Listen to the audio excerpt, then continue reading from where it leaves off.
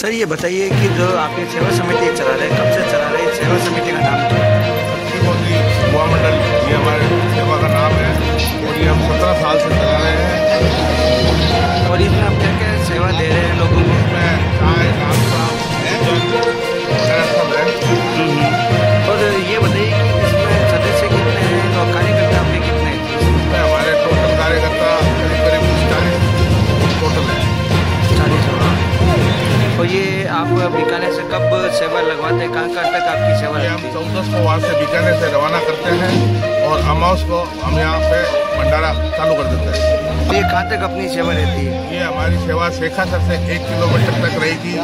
पहले 3 दिन यात्रा है, उसके बाद में शेखासर से 1 किलोमीटर पहले है और उसके बाद में रामदेवरा सीधा रामदेवरा कितने दिन आप सेवा लगवाते हैं? रामदेवरा सेवा नहीं, हमारे समाज के अंदर लगाते हैं धर्मशाला में।